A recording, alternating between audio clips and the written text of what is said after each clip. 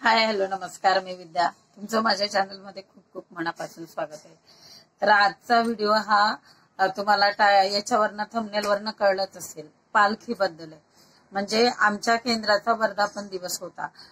मागच्या वर्षी आम्ही केंद्र काढलं होतं साप्ताहिक, तर ह्या वर्षी त्याचा वर्धापन दिवस होता.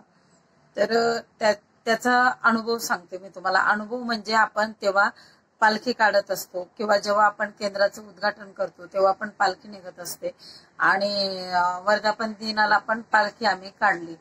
तर पालखीचा अनुभव सांगते मी तुम्हाला. मागच्या वर्षाचं सांगते, जेव्हा उद्घाटन झालं तेव्हा केंद्राचं नवीन. तर इतकं सुंदर अनुभव आहे ना तो, खरं सांगते मी तुम्हाला. म्हणजे मी पहिल्यांदाच पालखी खांद्यावर घेतली होती तेव्हा. तर म्हणजे मी तुम्हाला खरंच शब्दात सांगू शकत नाही की जेव्हा पालखी निघाली आणि आपण जेव्हा आपल्या गुरूंची, आपल्या स्वामींची सेवा करत असतो किंवा तुम्ही ज्या कुठल्या गुरूंची सेवा करत असाल त्यांची जर पालखी निघत असेल तर तुम्ही ती पण अनुभव घेऊ शकता. पण आम्ही महाराजांचं करतो. तर महाराजांची जेव्हा पालखी उचलली ना खांद्यावर, इतकं भारी वाटलं, इतकं भारी वाटलं ना, मी तुम्हाला सांगू शकत नाही. पहिला अनुभव सांगते मी तुम्हाला मागच्या वर्षाचा. आणि परत परवा पण आमच्या केंद्राचा वर्धापन दिवस असल्यामुळे आम्ही पालखी आणली आणि आम्ही मनसोक्त खांद्यावर घेतली, जेवढी म्हणजे आपलं मन भरेपर्यंत. मन तर भरत नाही पण तरी जास्तीत जास्त घेतली, कारण सगळ्यांना संधी द्यायची असते. तर तेव्हा पहिल्यांदा मागच्या वर्षी जेव्हा घेतली, इतकं भारी म्हणजे ना, तो आनंद असं सांगताच येत नाहीये की म्हणजे खरंच ते फक्त ना अनुभवायचं येते की पालखी घेतल्यावर कसं वाटलं.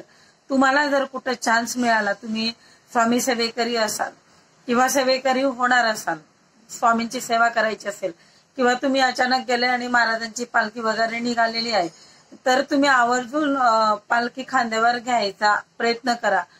कारण लगेच म्हणजे देतात. आपण जर सांगितलं ना मला पण घ्यायची पालखी, कोणी नाही म्हणत नाही. 2 मिनिटं का असे ना, पण प्रत्येकाला दिली जाते पालखी. तर हा अनुभव तुम्ही घेऊन बघा. तर खरंच खूप सुंदर आहे. म्हणजे मी परत तेच सांगते का, तर कारण असं काय वाटतं, किती आनंद होतो हे खरंच शब्दात सांगता येत नाही. जबरदस्त भारी वाटतं. आणि त्यात ना हे भजन लावलेलं, तुला खांद्यावर मिरवीन, इतकं सुंदर वाटत होतं ना. म्हणजे खरंच माणूस आपल्याच तंद्रीत असतं की आपल्या गुरूंची पालखी आपल्याला आपल्या खांद्यावर आपल्या गुरूंना मिरवायला मिळणं म्हणजे खरंच खूप भाग्याचं आहे. तर आम्ही ह्या वेळेस पण वर्धापन दिनाला पालखी काढली. आणि पालखीचं एक वैशिष्ट्य सांगते मी तुम्हाला, तुम्हाला खोटं वाटेल. आता पालखी असते लाकडाची, ती आता स्टीलची पण असते. परवा आम्ही स्टीलचीच मागवली होती, पण जेव्हा आम्ही पहिल्यांदा आणली होती उद्घाटनाच्या दिवशी नवीनच केंद्राच्या, तर त्या दिवशी लाकडाची आणली होती. तेव्हा आम्हाला दादांनी सांगितलं होतं. तर ही गोष्ट खरी आहे बरं का. म्हणजे पालखीचं वजन काही जास्त नसतं. खरं सांगते तुम्हाला, पालखीचं वजन फार जास्त नसतं. कारण आपण 2 जण तरी आपण पालखी घेतो, कधी कधी 4 जण पण घेतो, तिकडून 2 इकडून 2 असे 4 जण पण घेतो. पण जेव्हा आपण तुम्ही अनुभव घेऊन बघा, रिकामी पालखी पण उचलून बघा, त्याचं वजन बघा.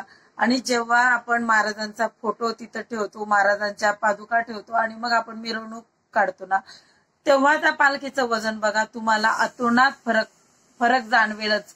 आता आधी ना अगदी हलकी लागते आणि नंतर जेव्हा आपण फोटो ठेवतो ना, ती पालखी लिटरली जड लागते. विचार करा, म्हणजे महाराज खरंच त्या पालखीत बसतात.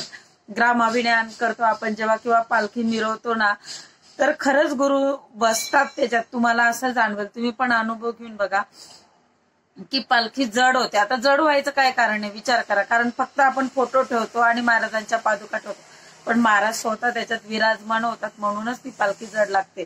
स्वतः आम्हाला दादांनी सांगितलं आणि खरंच खूप जड लागते. अहो, आपण 4 जण 2 जण धरतो ना, तर काही एवढं वजन नसतं. आता आपण 2 लोक जर धरतो तर नाही वजन लागलं पाहिजे, पण लागतं. तुम्ही हा अनुभव घेऊन बघा. 2 दिवसापूर्वीच म्हणजे महाराजांचा आपल्या केंद्राचा वर्धापन दिवस होता.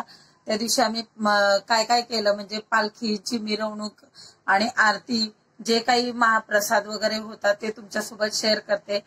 तर चला तर मग आता आपण ते बघूया. तर सगळ्यात आधी आम्ही केंद्राची साफसफाई केली, म्हणजे झाडून वगैरे काढलं सगळं स्वच्छ, आणि मग त्याच्यानंतर आपली पालखीची तयारी. इथं ऍक्च्युली हे गणपती मंदिर आहे आणि आपलं इथं केंद्र साप्ताहिक चालतं, म्हणजे आठवड्यातून दर रविवारी आपल्या आरती असते महाराजांची.